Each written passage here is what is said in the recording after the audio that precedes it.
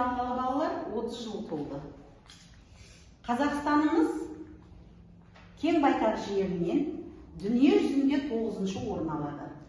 Еліміздің, мемлекетіміздің жүрегі Астанамыз күннен күнге көркейіп, онда көптеген зәулім ғимараттар мен мәдени орындар салынып жатыр балалар.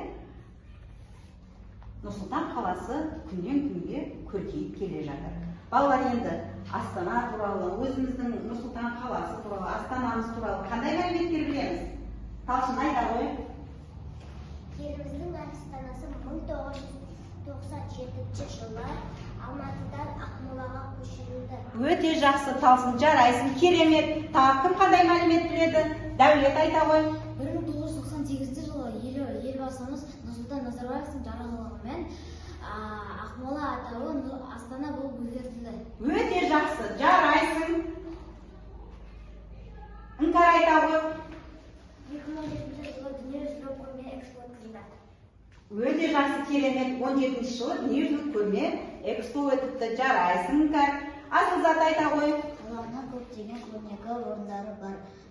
Мысалы, Хан шатыры, Бәйтерек, Тәуелсіздік сарайы. Өте көп, балалар. Тағы да кім қандай мәлімет айтады? Кәусар айта ғой. 2009 жылы Қазақстан Республикасының президентінің жарлығымен Нұр-Сұлтан қаласы болып ресми өзгертілді. Өте жақсы, керемет, Кәусар, жарайсың. Балалар, енді осы еліміздің Астанасы Нұр-Сұлтан қаласы туралы көптеген ән жырлар, өлеңдер жазылып жатыр. Міне осы Астанамыз туралы Арман қала Астана әнін Марат Омаров жазған. Марат Омаров балалар белгілі композитор, әнші, Қазақстан Жастар одағының лауреаты, Қазақстан Республикасының еңбек сіңірген артисі. Балалар, енді осы Марат Омаровтың Арман қала Астана әнін тыңдайық.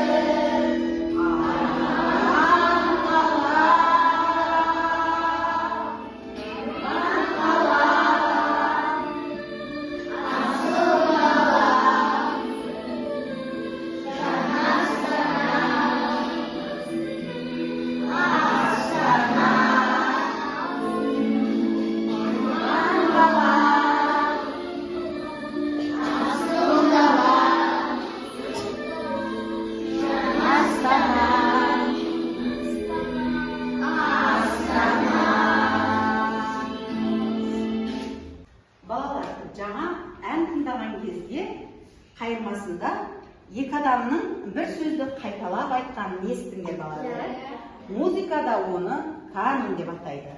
Канон дегеніміз өзгертілмейтін дәстүрлі ережелер жиынтығы.